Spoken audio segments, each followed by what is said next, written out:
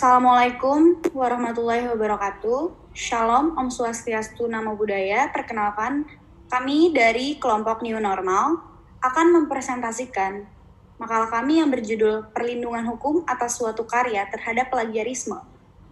Saya, Duyani Bunga Wahyuning Tias. Saya Mega Daviani.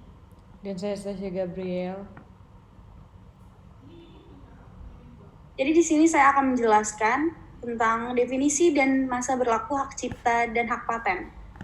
Menurut pasal 1 Undang-Undang Nomor 19 Tahun 2002, hak cipta adalah hak eksklusif bagi pencipta atas pencipta atau penerima hak untuk mengumumkan atau memperbanyak ciptaannya atau memberi izin untuk itu dengan tidak mengurangi pembatasan menurut peraturan perundang-undangan yang berlaku. Paten adalah hak eksklusif yang diberikan oleh negara kepada inventor atas hasil invensinya di bidang teknologi, yang untuk selama waktu tertentu melaksanakan sendiri invensinya tersebut atau memberikan persetujuannya kepada pihak lain untuk melaksanakannya. Berikut objek yang dilindungi menurut pasal 12 Undang-Undang Hak Cipta. Objek yang dilindungi sebagian diantaranya adalah buku, lagu atau musik dengan atau tanpa teks, drama atau drama musikal, tari, terjemahan, tafsir, database, dan karya lainnya. Pencatatan hak cipta dan pengajuan permohonan hak paten. Pencatatan hak cipta yaitu jika kita ingin mendapatkan perlindungan hak cipta, kita tidak perlu memintanya kepada menteri. Hak cipta merupakan hak yang timbul dengan cara otomatis setelah penciptanya membuat jenis ciptaan yang telah dilindungi berdasarkan Undang-Undang Hak Cipta itu sendiri. Tetapi kita dapat meminta pencatatan kepada menteri agar kita dapat memiliki bukti yang akurat sebagaimana pemegang hak cipta jikalau kemudian hari terdapat pihak lain yang sedang melanggar hak cipta kita. Pengajuan permohonan hak paten. Hak paten ini diberikan atas dasar pengajian permohonan kepada menteri yang nantinya akan dipikirkan apakah permohonan akan diterima atau tidak. Hak paten ini akan diberikan dengan orang yang baru pertama kali mengajukan permohonan terhadap menteri. Lalu lanjut ke etika yang baik secara hukum dalam membuat atau menghasilkan suatu karya. Etika yang baik secara hukum yaitu dengan adanya rasa kejujuran, bebas plagiarisme atau tidak menjiplak karya orang lain, memiliki keabsahan serta keteladanan dalam membuat karya dan menjunjung tinggi hak cipta. Lalu dalam UU Nomor 28 Tahun 2014 mengenai hak cipta tertulis bahwa pencipta timbul secara otomatis melalui prinsip deklaratif setelah sebuah ciptaannya diwujudkan berbentuk nyata dengan tidak mengurangi pembatasan yang sesuai dengan ketentuan dan peraturan perundang-undangan.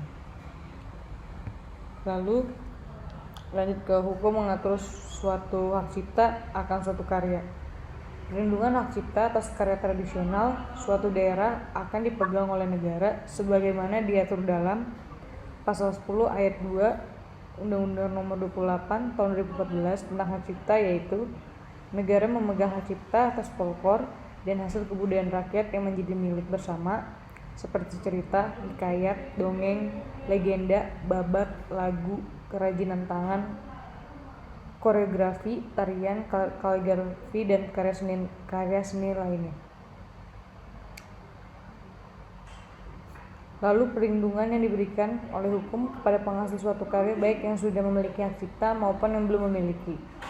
Kenyamanan dan kemudahan masyarakat dalam mengakses internet dan melakukan plagiarisme dengan alasan yang tidak diketahui berdampak akan perluasan karya berhak cipta. Untuk memastikan hak cipta bagi karya-karya akan tulisan lanjutan, kami sebagai generasi muda harus sadar akan pentingnya karya seseorang yang tertulis dalam pasal 56 UU Nomor 19 Tahun 2022. Lalu lanjut ke perbedaan hak cipta dan hak kekayaan intelektual. Perbedaan dari pelindungan hak cipta dengan hak kekayaan intelektual adalah bahwa hak cipta memastikan karya-karya dan tulisan sebagai bentuk kemajuan atau perkembangan hak cipta adalah bagian dari beberapa atau kumpulan HKI, dan HKI ini memiliki standar yang disebut hukum HKI yang menjadi bidang hukum yang bertanggung jawab atas hak istimewa yuridis atas karya dan karya yang dimulai dari ide manusia yang diidentifikasi dengan sifat moral, terlebih tinggi lagi ekonomi. Lalu dilanjut dengan bentuk perlindungan hukum bagi pencipta khususnya karya tulis ilmiah di perguruan tinggi dari tindakan plagiarisme berdasarkan Undang-Undang Nomor 28 Tahun 2014 tentang Hak Cipta.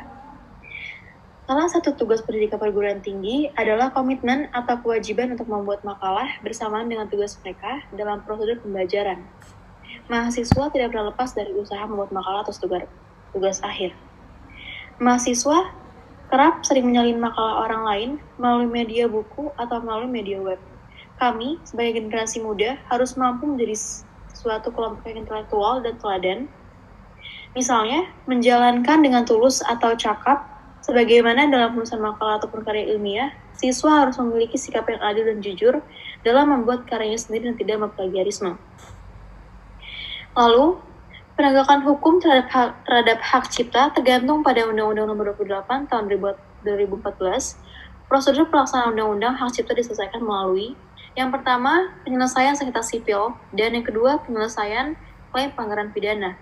Cara menyelesaikan pertanyaan hak cipta sipil sesuai pasal 95 ayat 1 dibantu melalui tujuan debat, intervensi atau pengadilan. Selain itu, eksekusi sesuai pasal 95 ayat 2 dilakukan di pengadilan niaga. Meskipun dalam hal mengidentifikasi dengan tindakan yang mengabaikan hukum pidana, pada saat itu diselesaikan melalui komponen pemeriksaan dilakukan oleh penyelidik pegawai negeri sipil, dan pada saat itu juga konsekuensi dari total pemeriksaan diserahkan kepada penyidik Republik Indonesia, Polisi Nasional.